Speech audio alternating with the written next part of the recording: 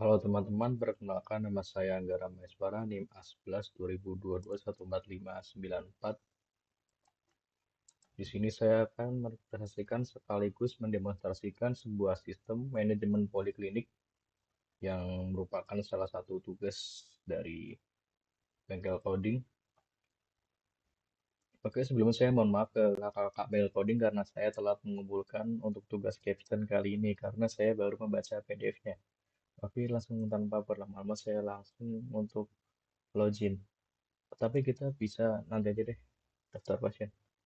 Kita bisa login sebagai admin terlebih dahulu untuk sebagai main karakter dari sistem ini. Untuk passwordnya admin ya guys. Oke, seperti ya pada sewajarnya dashboard admin, di sini ada say hi, data dokter yang terkait, serta statistik dari kunjungan database beberapa sebelumnya. Jadi di sini saya menggunakan data feeder aja guys. Saya langsung dilihat ke dokter. Jadi untuk dokter, pasien, poli, dan obat itu overall sama sih guys, fitur CRUD, menggunakan algoritma CRUD. Jadi di sini kita bisa cetak PDF, kita bisa menambahkan akun atau user dokter itu sendiri, kita bisa mengedit serta menghapus. Untuk demonstrasinya kita coba dengan dokter cinta. Yes, untuk emailnya samain aja ya guys, cinta@gmail.com. Nomor KTP kita kasih random aja dan alamatnya di Krisdoren. Untuk password kita samain sesuai dokter aja biar saya nggak lupa guys. Untuk poli kita kasih ke polinya yes, poligami. Simpan. Oh, emailnya udah ada guys. Kita ganti ke hanya double deh. Cintaku.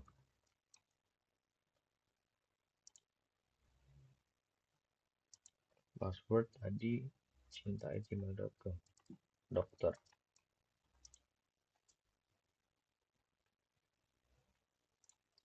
Bisa teman-teman lihat tadi uh, database atau dokter yang kita tambahin tadi sudah ada di database. Lalu lanjut ke fitur edit. Bisa teman-teman lihat ya wajarnya seperti edit akun ya guys, cuman ya kita akan edit ke poligami.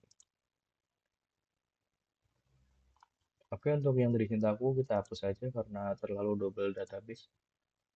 Lanjut ke pasien yang overall sama, but di sini nggak ada fitur untuk data PDF karena itu nggak penting-penting banget buat seorang pasien. Lalu lanjut ke poli. Nah, untuk poli kita hanya bisa menambahkan guys karena poli sendiri nggak ada user itu sendiri. Termasuk dokter ya guys. Dokter nggak bisa membuat akun sebagai dokter, harus kita adminnya menambahkan dokter sendiri.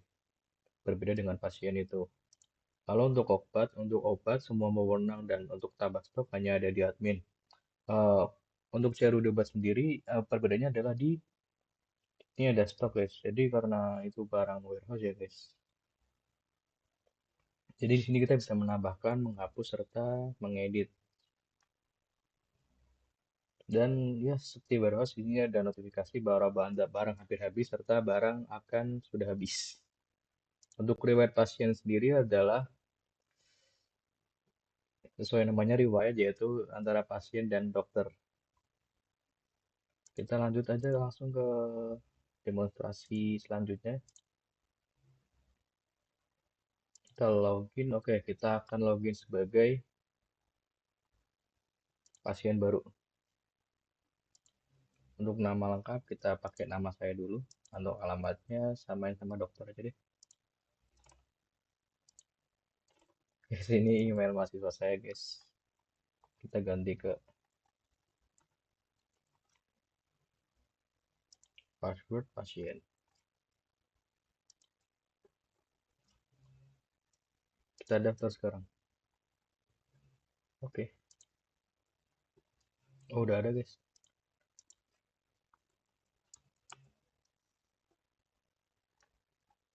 Bang, kita login sebagai user pasien. Nah, di sini kita sebagai pasien hanya bisa untuk mendaftarkan diri kita untuk ke periksa ke dokter tersebut. Kita coba untuk daftar poliklinik.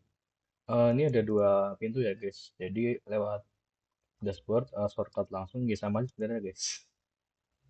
Lalu kita pilih, kita coba poligami. Oh, gak ada dokter guys. Tadi saya lupa menginput jadwal dari dokter itu. Kita coba aja di poli umum. Karena di sini saya membuat video pada hari Jumat, tanggal 2. Jadi kita cari yang hari Jumat juga di Dokter Bimo Junior. Untuk keluhannya saya adalah kebelet EE. Oke, kita sudah mendaftar sebagai mahasiswa Rasiono dengan nomor rekam medis seperti ini guys. Untuk tadi kan di Dokter Bimo, maka kita bisa login sebagai Dokter Bimo.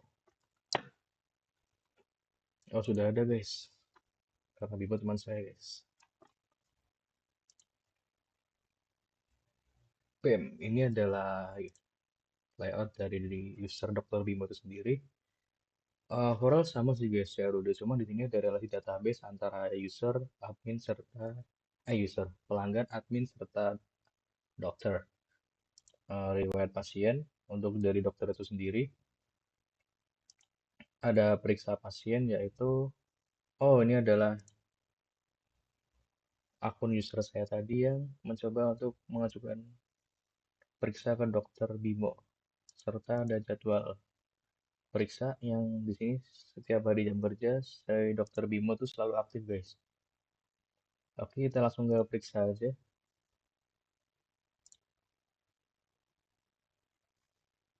Di sini nomor antrian 2 urut sesuai karena saya sudah mencoba pada percobaan yang pertama. Untuk diagnosanya adalah karena kamu belum cebok. Di sini saya harus menambahkan obat Panadol. Nah, di sini ada notifikasi ya guys bahwa untuk obat yang menipis stok di bawah 5 serta obat yang habis itu tidak bisa ditambahkan guys. Nah, kita akan coba menambahkan sebuah obat yang stoknya sudah habis. Nah, ini muncul notifikasi bahwa obat ini sudah tidak tersedia. Lalu bagaimana jika kita dengan obat yang menipis? Tetap guys. But di sini bedanya cuman muncul notifikasi karena tetap pasien membutuhkan obat guys. Cuma notifikasi sudah mau habis. Total tagihan sekian karena harga obat sekian. Kita langsung simpan guys. Nah, database itu sudah disimpan di riwayat pasien.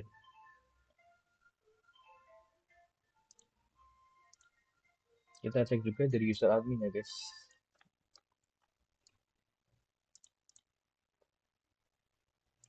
The fuck?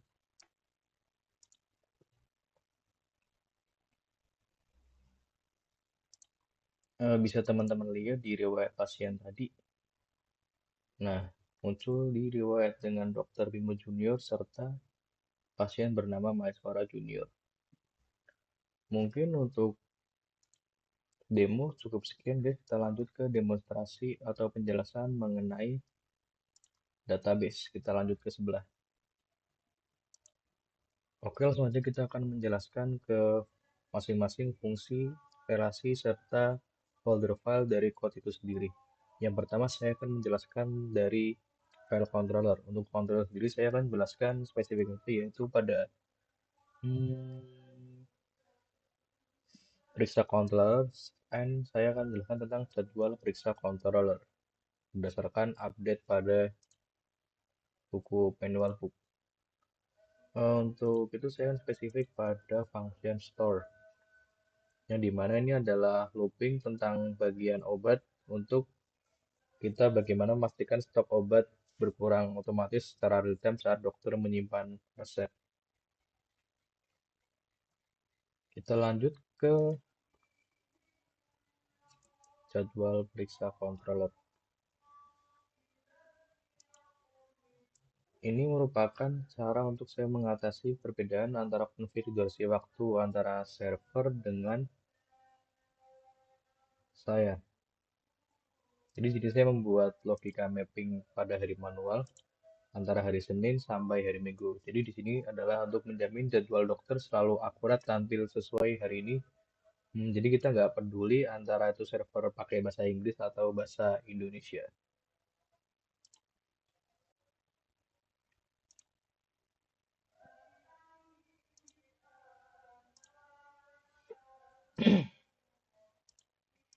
Untuk yang kedua, saya akan menjelaskan mengenai rute sendiri, yaitu kita bisa ngecek pada web.php.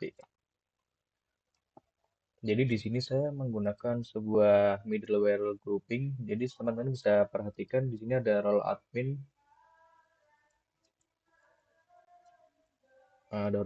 ada controller untuk dokter, serta ada controller untuk pasien itu sendiri.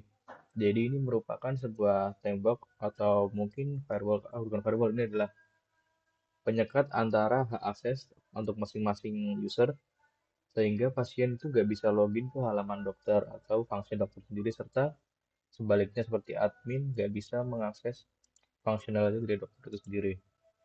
Lalu kita lanjut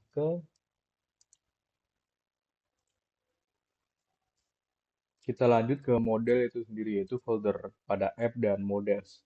Di sini saya akan langsung menjelaskan mengenai folder detail periksa.php yang dimana saya menggunakan Eloquent Org untuk menangani sebuah relasi antar table.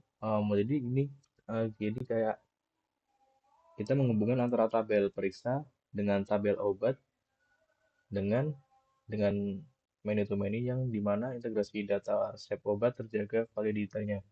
Jadi nggak perlu pakai query SQL untuk edit data manual yang bisa dibilang rumit guys. Nah, lanjut kita akan menjelaskan mengenai daftar poli. Jadi di sini adalah untuk pusat transaksi pendaftaran yang dimana memiliki relasi ke pasien atau jadwal periksa. Nah, bisa teman-teman lihat di sini adalah relasi antara pasien itu sendiri dan jadwal periksa itu sendiri. Kita cukup manggil aja karena sudah ada middleware dari masing-masing relasi pada database. Untuk spesifiknya ini adalah sistem untuk memungkinkan dokter melihat siapa aja yang bisa daftar pada jadwal praktiknya seperti yang kita lihat pada demo tadi di mana saya sebagai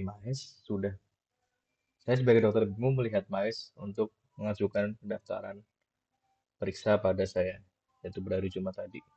Untuk selanjutnya saya akan menjelaskan mengenai mungkin feeder karena itu mungkin nggak penting-penting banget guys, tapi karena kenapa tadi data saya banyak karena saya menyindir dari database itu. Kita akan langsung ke database feeder.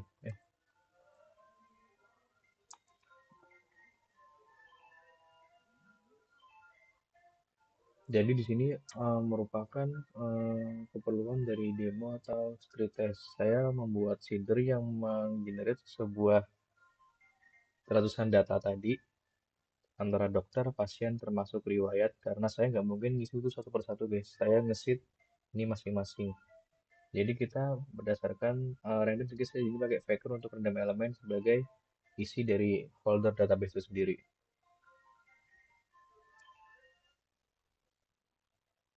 Dan ini juga alasan kenapa tadi pada dashboard admin ini bisa hidup guys, karena yes ini berdasarkan database. Lanjut kita ke bagian resource atau views, yaitu di mana ini merupakan front end dari Laravel itu sendiri. Di sini saya akan menjelaskan mungkin kita jelaskan tentang untuk layout sendiri ya guys. Kita coba cari di app.blade.php untuk layout.